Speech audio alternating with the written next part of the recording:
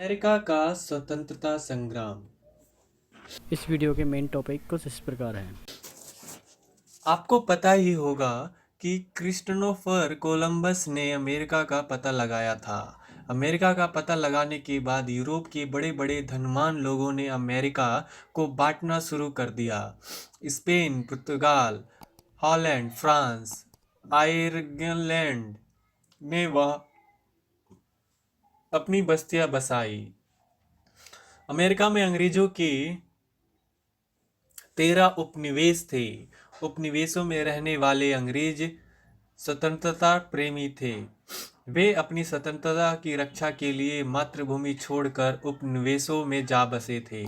लेकिन जब जॉर्ज तृतीय ने उपनिवेशों पर अपना निरंकुश शासन लादना चाहा तो स्वतंत्रता प्रेमी उपनिवेशियों ने विद्रोह कर दिया। किसी भी देश में क्रांति की बीज वहां की सामाजिक, आर्थिक, राजनीतिक और धार्मिक अवस्थाओं में छिपा रहता है, जो अनुकूल परिस्थितियों पाकर प्रस्फुटित होता है। अमेरिका के स्वतंत्रता संग्राम ने सर्वप्रथम यह उदाहरण उपस्थित किया कि जागृत राष्ट्र भावना को कुचलना मुश्किल है। याद कीजिए, हमने 1857 को भारतीय क्रांति में क्या पढ़ा था। अमेरिका के स्वतंत्रता संग्राम ने पूंजीवाद को बढ़ाने का मौका दिया। अमेरिका पहला देश बना जिसने वंशानुगत राजतंत्र का अंत कर प्रजातंत्र की स्थापना की। अमेरिकी उपनिवेशी आयरलैंड के बीच संघर्ष अनिवार्य था। इसके पीछे कारण यह था कि उनके राजनीतिक, आर्थिक, सामाजिक और धार्मिक जीवन में इतना फर्क था कि अधिक दिनों तक उनके बीच मधुर संबंध कायम नहीं रह सकता था। यदि अमेरिका में होने वाले स्वतंत्रता संग्राम के कारणों की बात करें तो संक्षेप में इन कारणों के निम्नवत रूप से रख सकते हैं। पहला, धार्मिक मतभेद। उपनिवेशवासियों और अंग्रेजों के धार्मिक दृष्टिकोण में भिन्नता क्रांति का एक महत्वपूर्ण कारण थी। अमेरिका के अधिकांश निवासियों का एग्लिकेंसिन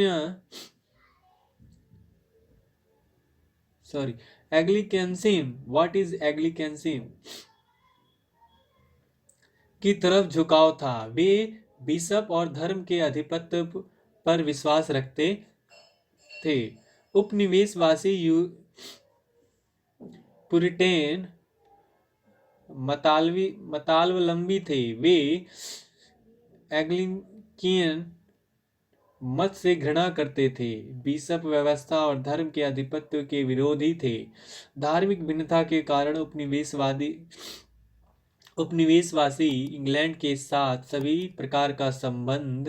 किसी भी प्रकार का संबंध नहीं रखना चाहते थे। सामाजिक भिन्नता। अमेरिका की सामाजिक संरचना इंग्लैंड की सामाजिक संरचना से भिन्न थी। इंग्लैंड का समाज समतावादी था, जबकि अमेरिका का समाज जनतांत्रिक था। इंग्लैंड का समाज रूढ़िवादी और कृत्रिम था, जबकि अमेरिका का समाज मौलिक आदर्शवादी था। रूढ़िवादी और प्रगतिशील समाज में कभी समन्वय नहीं हो सकता। अंग्रेजों की राजनीति पर धनिकों का प्रभाव था। अंग्रेजी राजनीति में गरीबों के लिए कोई स्थान नहीं था। अमेरिका के समाज में अमीर गरीब की भावना नहीं थी। तीसरा, असंतोष शासन प्रणाली। उपनिवेशों में बसने वाले अंग्रेज अपने साथ इंग्लैंड की मान्यताएं और संस्थाएं भी लेते आए थे। उपनिवेशों की शासन प्रणाली असंतोषजनक थी। कार्यकारिणी और व्यवस्थापिका में निरंतर संघर्ष होता रहता था। उपनिवेश का गवर्नर इंग्लैंड के राजा नियुक्त करता था। गवर्नर को विशेष अधिकार प्राप्त था। वह व्यवस्थापिक सभा भी गवर्नर के वेतन को रोककर उस पर नियंत्रण रख सकती थी। उपनिवेशवादी व्यवस्थापिक सभा को सर्वशक्तिशाली संस्था मानते थे, लेकिन ब्रिटेन की सरकार उसे अधीनस्थ एवं स्थानीय संस्था मानती थी। फलतः दोनों में संघर्ष स्वाभाविक था। उपनिवेशवासियों को राजनीतिक अधिकारों से वंचित रखा गया। ब्रिटिश शासन को का विचार था कि उपनिवेशवासियों में शासन करने की योग्यता नहीं है, इसलिए बड़े बड़े पदों पर अंग्रेजों को नियुक्त किया जाता था। ब्रिटिश सरकार की इस नीति से भी उपनिवेशवादी असंतुष्ट थे। जातीय समानता। उपनिवेशवादियों की धमनियों में भी अंग्रेजी रक्त प्रभावित हो रहा था। वे भी अंग्रेजों की तरह राष्ट्र स्वतंत्रता और स्वराज्य के पुजारी थे और गुलामी और जंजीर को तोड़ देना चाहते थे। अपनी ही जाति के लोगों द्वारा शासित होना उपनिवेशवासियों की अरुचिकर प्रतीत होता था। उपनिवेशवासियों का ब्रिटेन के प्रति रुख। इंग्लैंड के सताए हुए कैथोलिक और प्रोटेस्टेंट ही उपनिवेशों में जाकर बसे थे। वे वहां स्वतंत्रता की सांस लेना चाहते थे, किंतु जब इंग्लैंड की सरकार ने उपनिवेशों को भी अत्याचार और अन्याय का अखाड़ा बना दिया तो वे विद्रोह कर उठे। स्वायत्त शासन की भावना का विकास। अमेरिका का भौगोलिक स्थिति के कारण इंग्लैंड की सरकार उपनिवेशों के मामलों में दिलचस्पी नहीं ले रही थी। दूसरी ओर यातायात के साधनों के अभाव के कारण इंग्लैंड की सरकार उपनिवेशों पर नियंत्रण रखने में असमर्थ थी। इसलिए उपनिवेशवासियों ने शासन संबंधी समस्याओं का समाधान स्वयं खोज निकाला और उनमें स्व शासन की भावना जागी। इंग्लैंड की प्रजातांत्रिक परंपरा में पीला उपनिवेशवासी उत्तरदायी शासन के गुणों का उपयोग करना चाहते थे। बुद्धिजीवी वर्गों का नेतृत्व। जन क्रांति का नेतृत्व हमेशा ही बुद्धिजीवी वर्ग करता है। उपनिवेशवासियों के संघर्ष का नारा अंग्रेजों से ही मिला था। John Locke, Rousseau, Voltaire, Montesquieu जैसे दार्शनिकों का प्रभाव उपनिवेशवासियों पर पड़ा था। थॉमस पेन, जेम्स ऑरिस जैसे लेखकों ने राजा के दैवीय अधिकार के विरुद्ध आवाज उठाई। इससे भी लोगों में जागरण आया। व्यापारिक और औद्योगिक प्रतिबंध। उपनिवेशवासियों की वाणिज्य व्यवस्था पर अनेक प्रकार के प्रतिबंध लगाए गए थे। वे इंग्लैंड के साथ व्यापारिक प्रतिद्वंद्विता नहीं कर सकते थे और न इंग्लैंड के शत्रु देश के साथ व्यापारिक संबंध कायम कर सकते थे। वस्तुओं के आयात निर्यात पर भी प्रतिबंध लगा हुआ था। इंग्लैंड और उपनिवेशों के बीच तथा उपनिवेशों एवं अन्य यूरोपीय देशों के बीच वस्तुओं का आयात निर्यात ब्रिटिश जहाजों के द्वारा ही होता था। कुछ व्यापार संबंधी कानून भी थे। कुछ वस्तुएं कपास, चीनी, तंबाकू केवल इंग्लैंड ही भेजी जा सकती थी।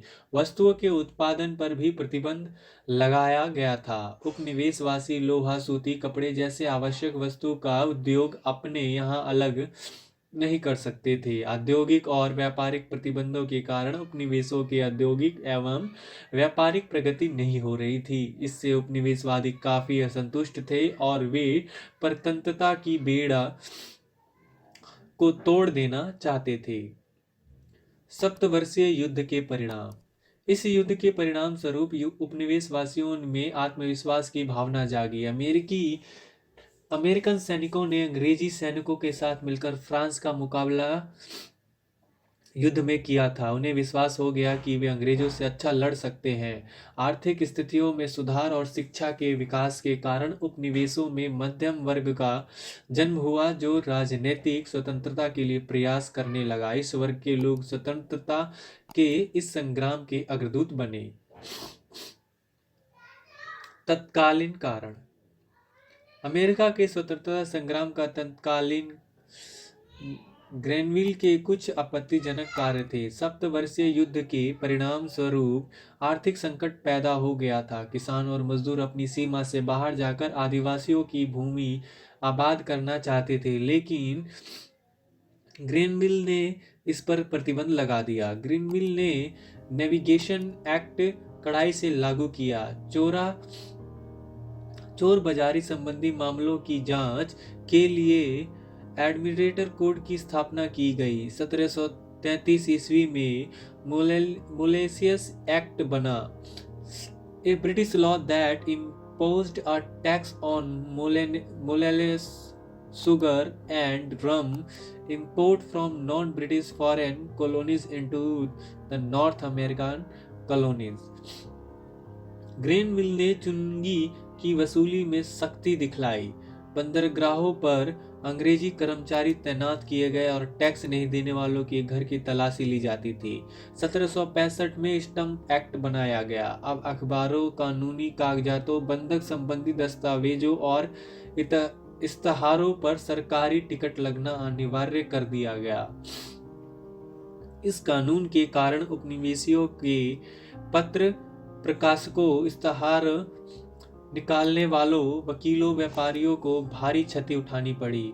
उपनिवेशवासियों के विरोध के कारण 1766 ईस्वी में स्टम्प एक्ट को बंद कर दिया गया, लेकिन यह स्पष्ट कर दिया गया कि ब्रिटिश सरकार को उपनिवेशों पर कर लगाने का अधिकार है। धन्यवाद।